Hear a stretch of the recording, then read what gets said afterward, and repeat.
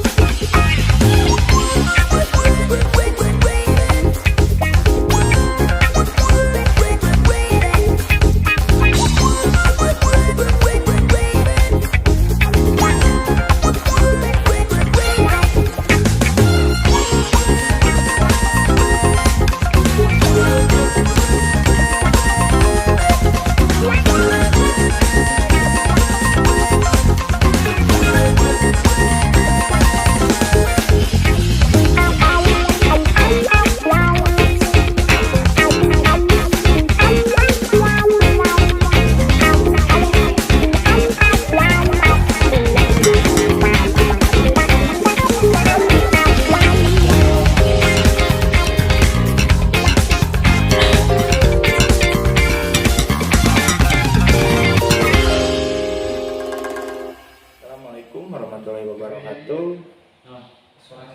Perkenalkan, nama saya Gun Sudarman, Prodi Ekonomi kelas 5C cabang Bandung.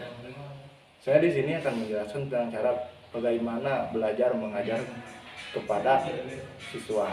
Nah, yang pertama-tama kita pembuatan RPP. RPP adalah rencana pelaksanaan pembelajaran. Sudah pembuatan RPP, kemudian kita implementasikan langsung kepada siswa. Pertama saya akan menjelaskan tentang ekonomi mikro dan makro. Ada yang pernah dengar nggak? Ekonomi mikro, makro.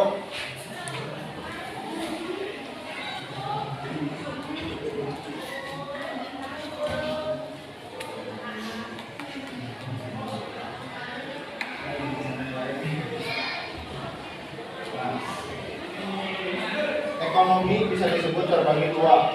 Yang pertama mikro dan makro. Ekonomi mikro adalah ekonomi yang skala kecil, sedangkan ekonomi makro adalah skala yang besar.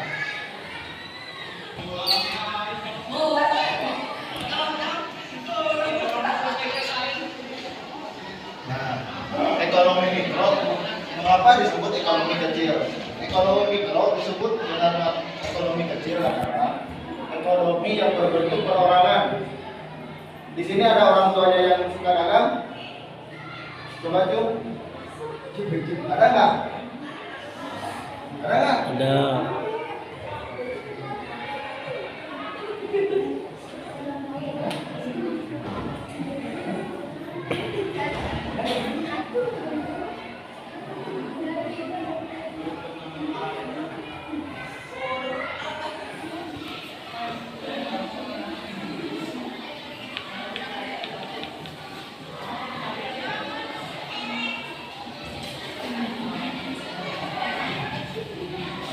Ekonomi kecil atau disebut dengan mikro, yang pertama pasar,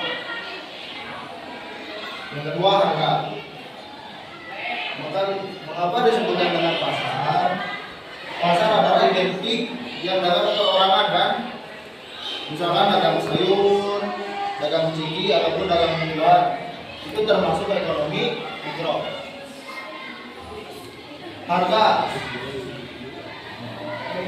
Harga tersebut relatif umum dalam pasaran tersebut. Sedangkan ekonomi besar, yang pertama harga cenderung stabil.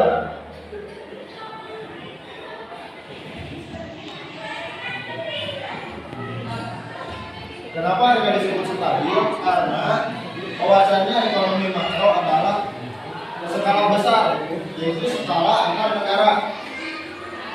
Nah, sedangkan ekonomi makro yang ada di dalam negara adalah yang pertama mata uang, dan yang kedua adalah BBM.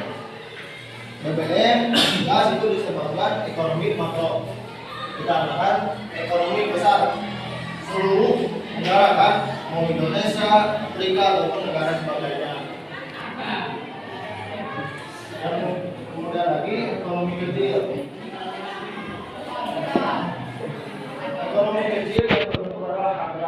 Kenapa harga? Harga cenderung relatif seperti lingkungan pasar. Yang tadi disebutkan kewirausahaan kan? Tadi itu dijelaskannya ekonomi perorangan kan? Ada perorangan gitu kan? Lalu misalkan ada aliansi di bawahnya. Nah, sedangkan ekonomi makro besar itu beribu-ribu aliansi di dalamnya, gitu kan? Cenderung lebih besar kapasitasnya dan cenderung lebih besar juga pendapatannya. Contohnya pengiriman minyak dari negara luar ke Indonesia masuk itu termasuk ekonomi makro skalanya yang besar.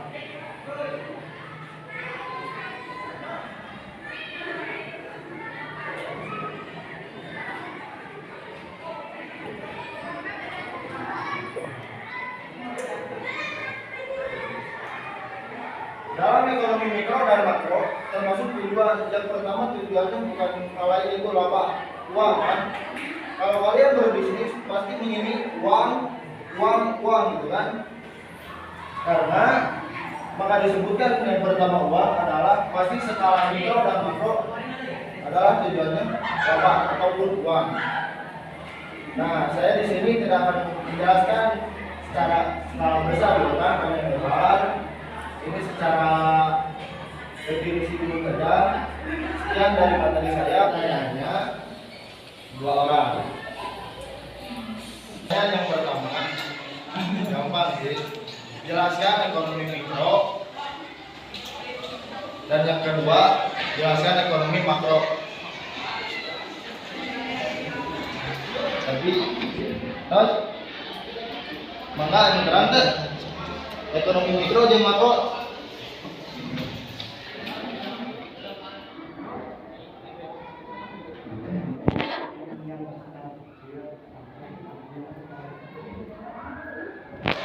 That's good.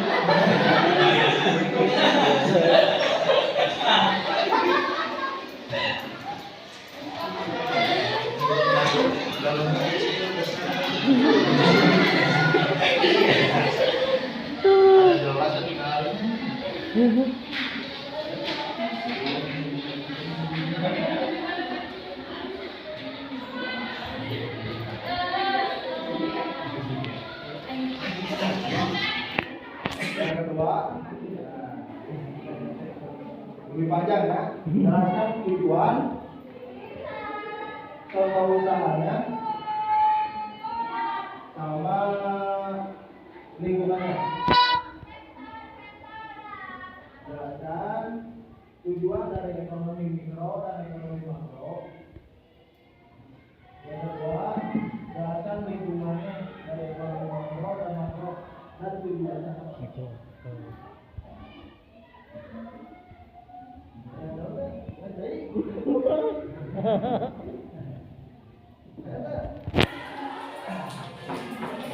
Sitting.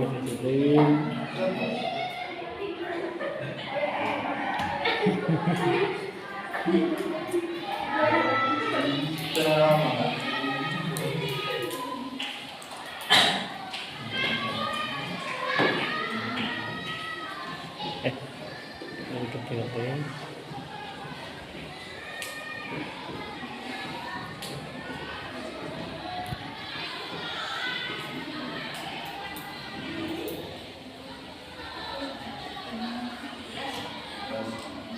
Baca, jelaskan beneran. Kita tujuan kan, pertama uang gitu kan. Nah, ada uang, kan pasti cari uang. Tempatnya, banyak kan pasar kan. Jelaskan di pasar.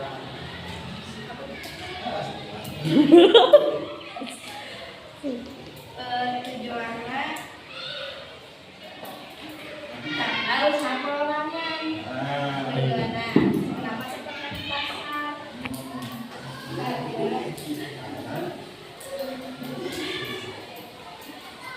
Harga relatif seperti pasar.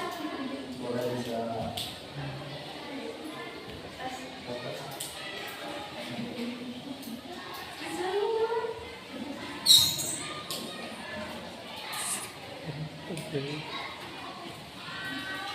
Ya saya jelaskan kembali gitu kan. mikro, makro, kecil, besar gitu kan. Sebenarnya sih kenapa saya misalkan ruang lingkupnya pasar gitu kan, walaupun tukang bengkel oke termasuknya mikro.